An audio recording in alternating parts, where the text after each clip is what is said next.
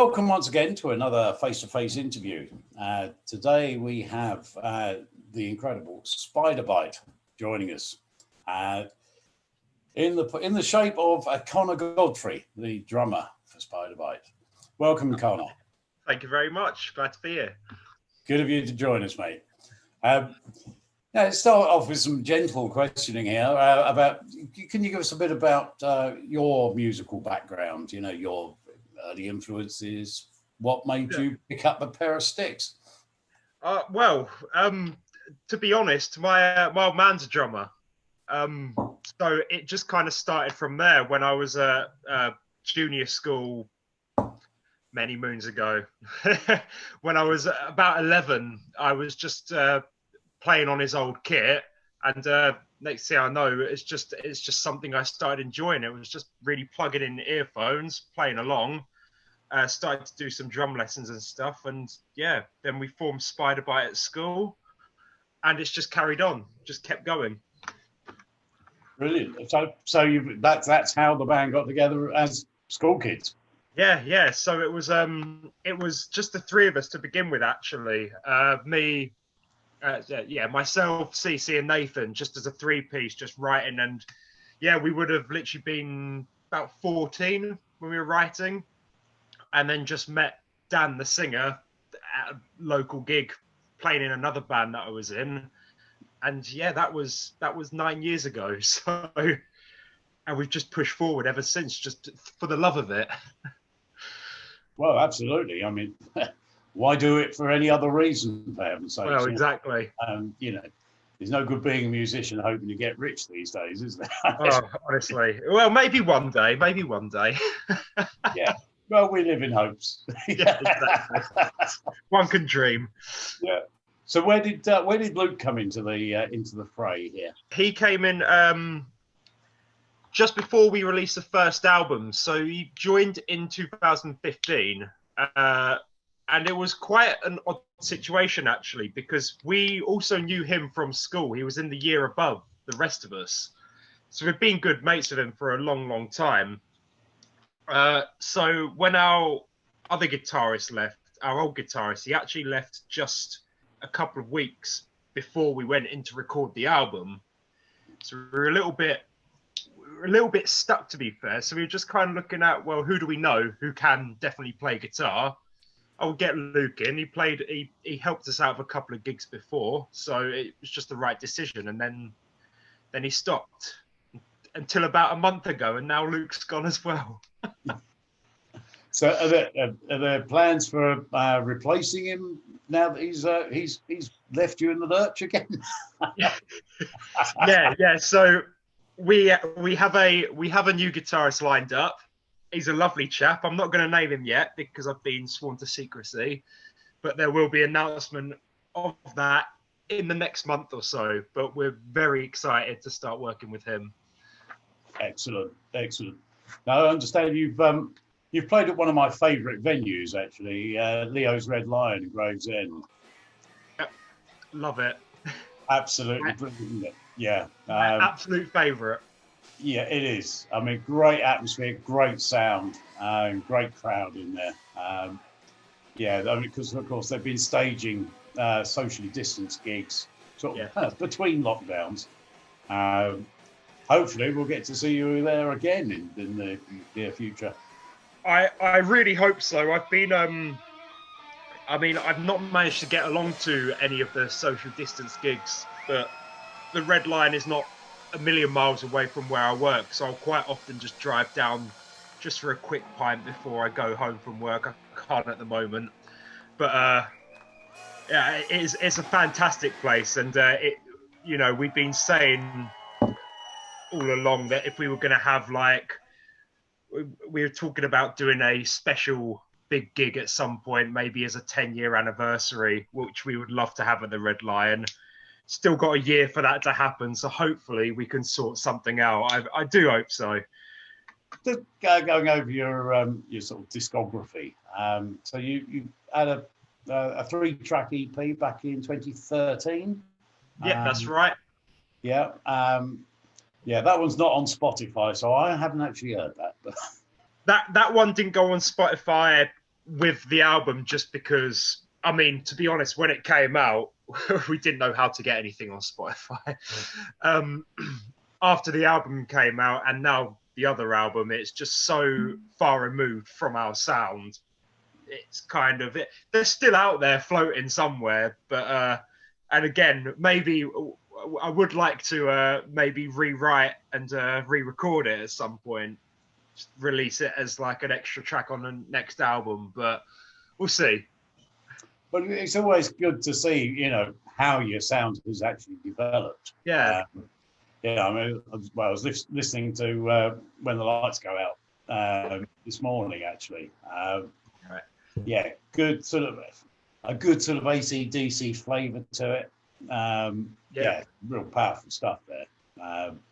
Yeah, woke me up in the morning anyway. We have generally just gone for have something hard hitting and fun, and if it wakes you up in the morning, I like to call it hangover cure music. I think that's something that Nathan coined at one point.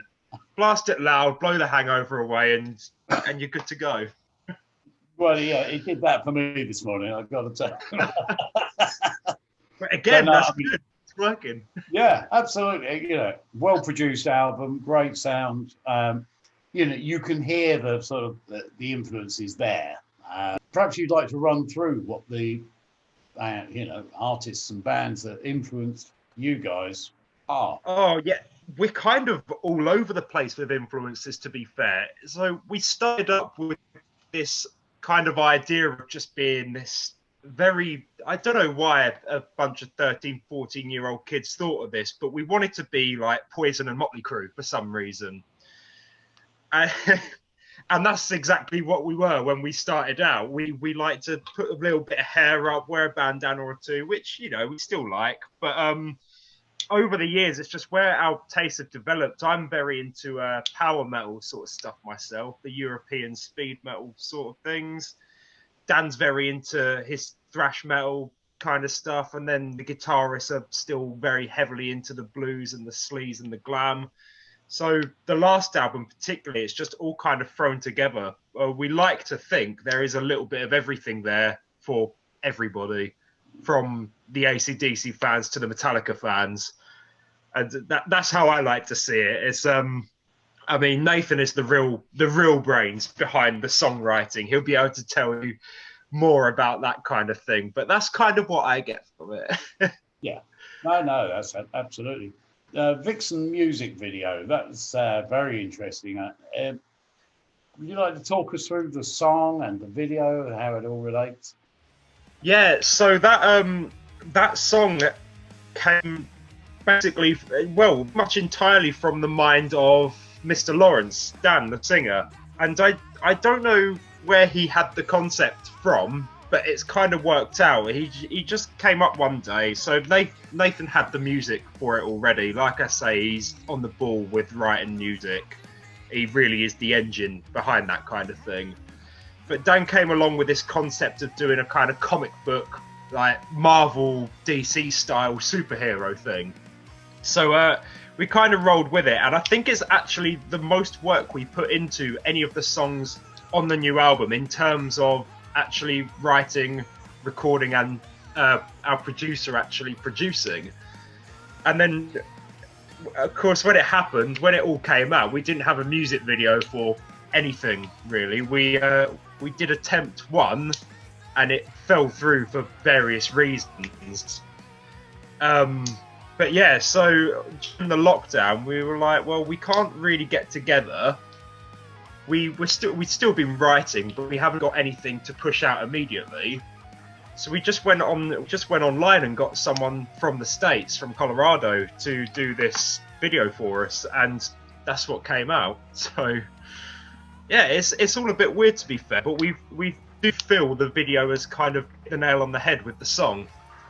So hopefully you guys all think that as well.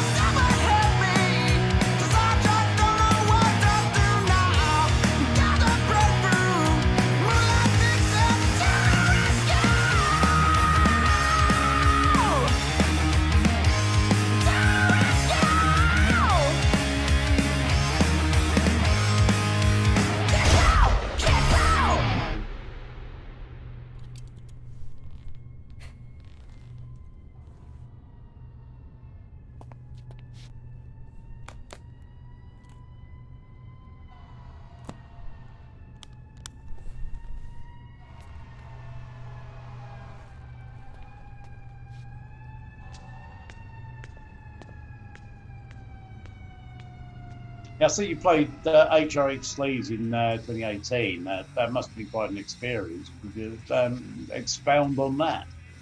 Yeah, so that one was actually, that was a really special one for me in particular, Hard Rock Hell Sleaze, because I've been going to the Hard Rock Hell events every year since, not this year of course, but since 2015. I think it was the year Helloween and Saxon played, and Helloween being my favourite band, they always do the competitions that everybody wins. So we did it, we won the tickets, and I sod it, we'll go along. So yeah, and I've been every year to the one up in Fueli since then. So when Sleaze came on and we were invited to play, it was just absolutely fantastic, and it was just I think personally my favourite weekend we've had as a band, along with Bloodstock as well was another great one. But yeah, it was just fantastic. It's such a well-run festival. We're doing spring break next year, COVID depending, and I can't wait for it. Absolutely, yeah. I mean, everything's hanging on like having a vaccine at the moment, isn't it? I mean, it's yeah. There's so much up in the air. I mean, it seems that like you had a really good run of gigs before all this shit hit the fan. Yeah. But it's and you're traveling a lot, but it's sort of well, like everybody else, everything come to a grinding halt. How have you managed to keep sane in this these strange times? It has been bizarre, hasn't it? I mean, at the moment, I'm still at work, so that's keeping me sane to a point.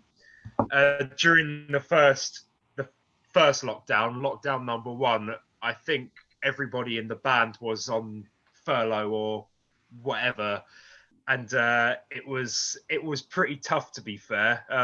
At least it was for me. It was like a couple of weeks was quite nice, no work or anything. But yeah, and all of a sudden you're bored. Yeah. So we did try to do a lot with the band. Well, at least what we could. A lot of demoing, a lot of songwriting going on, of course. The Vixen music video in play. It's obviously a shame about the gigs and things. We were supposed to be on tour with Jizzy Pearl's Love Hate this summer, which we were super psyched for, but again, it can't be helped. But yeah, so yeah, short answer, we're all still alive, we're all still happy, but I can't wait for it to just get back to normal. Absolutely. The signs are promising with this vaccine, aren't they? So yeah, it's looking better, that's for sure. Yeah. There's light at the end of the tunnel. So, yes, absolutely. I mean, have you got stuff that's penciled in at the moment? Dependent. I mean, for next year,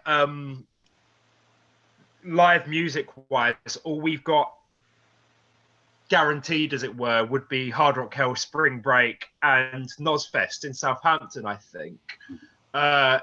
The Jizzy tour again was going to be in February, but he's pushed that back to 2022 now. So that is still happening, at least for the time being. That hasn't been cancelled, but he felt best. Of course, he has to fly over from the States. So we can totally respect that decision. We're still going to do that. Beyond that, we're trying our best to kind of have a look around, keep an eye on what's going on, and hopefully there will be a lot more penned in for next year. But yeah, the sooner this vaccine comes, the sooner life gets back to normal, the better.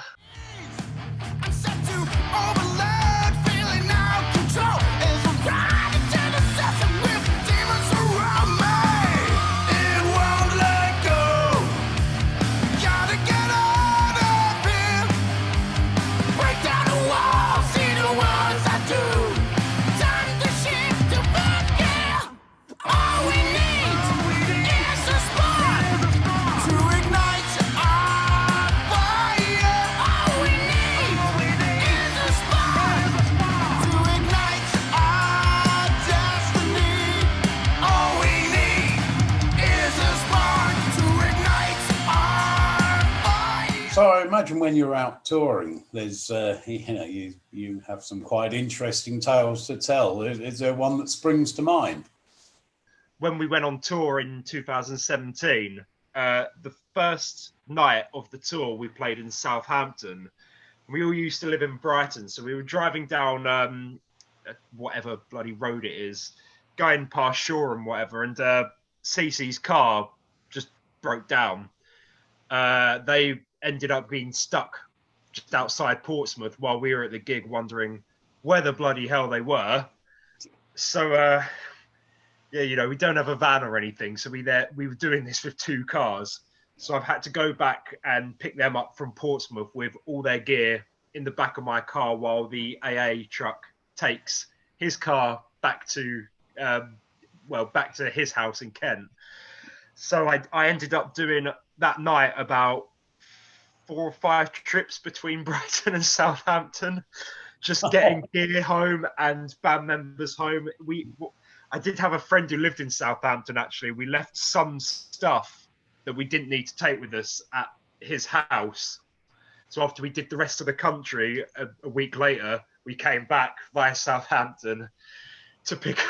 Just absolute nightmare. So the moral of the story there is get a fucking van. Get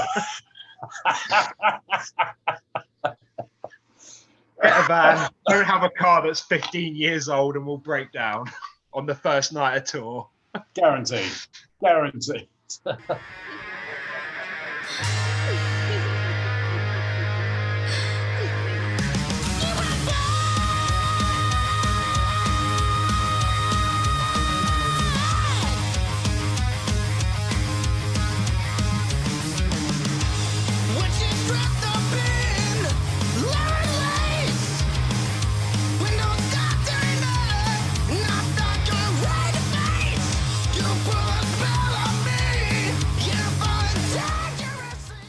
Can you give us a thumbnail sketch, just a few words for each member of the band?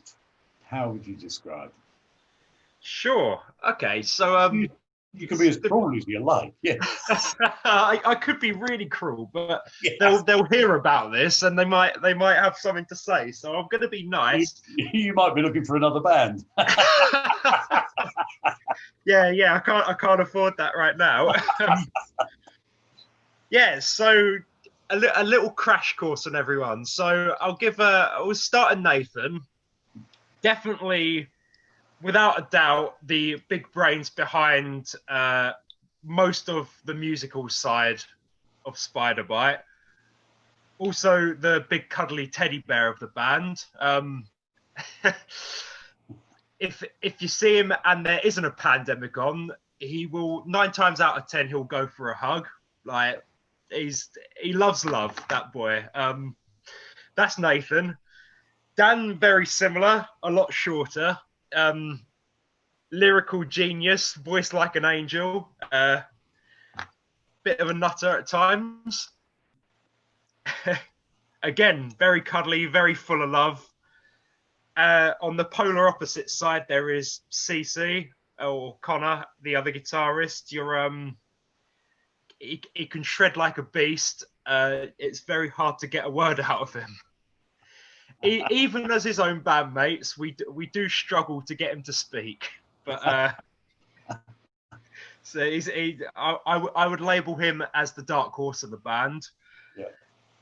Yeah. The new fella, again, I'm not going to say his name yet, just in case. No. He's a good lad. He's definitely the pretty boy. Definitely the attractive one in the band. Beyond that, we've only really met him 2 or 3 times, so he's a bit of a mystery himself, that one. And that just leaves me. Well, I'll let you make your own decision, to be honest. Well, I think we have done.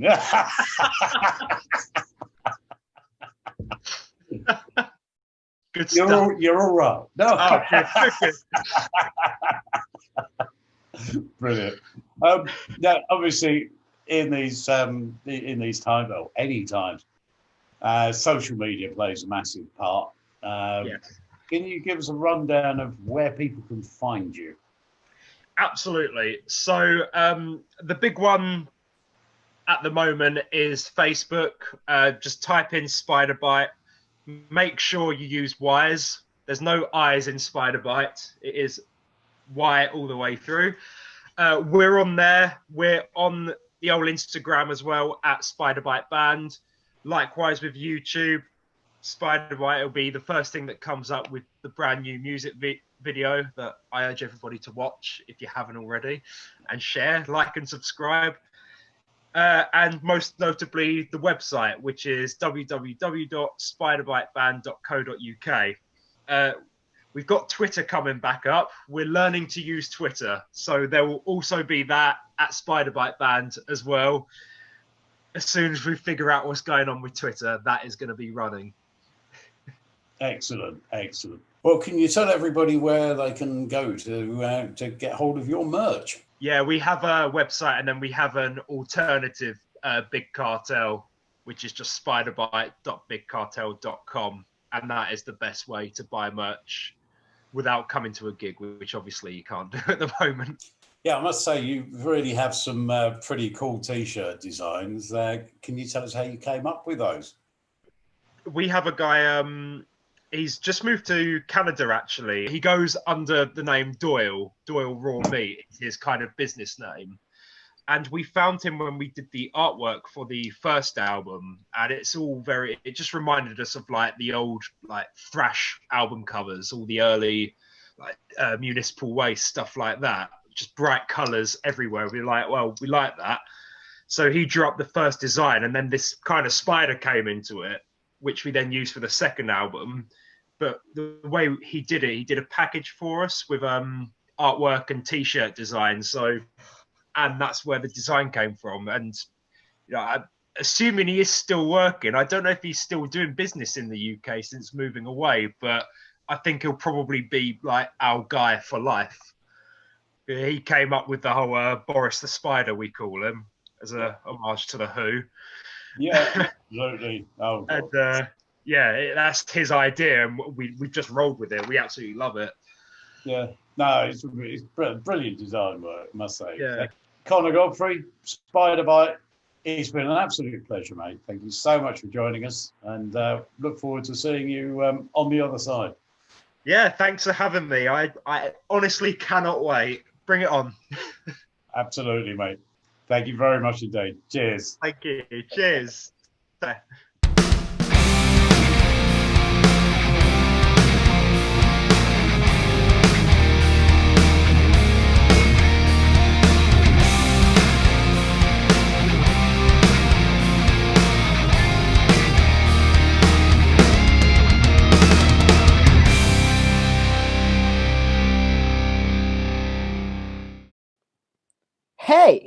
Hey you! Are you tired of that dusty old Spyder Byte t-shirt? What if I told you could get a sparkly new one for only £15? The new Spyder Byte t-shirt and how you can use it. Use it to polish your coffee table to take out those tough stains. Use it as a face mask to fight that nasty virus. Get that TP for your bunghole. Polish your well-loved Spyder Byte CD. All sparkly new. Hey, nice hat. A bib to keep your other Spyder Byte shirt clean when eating a home-cooked meal.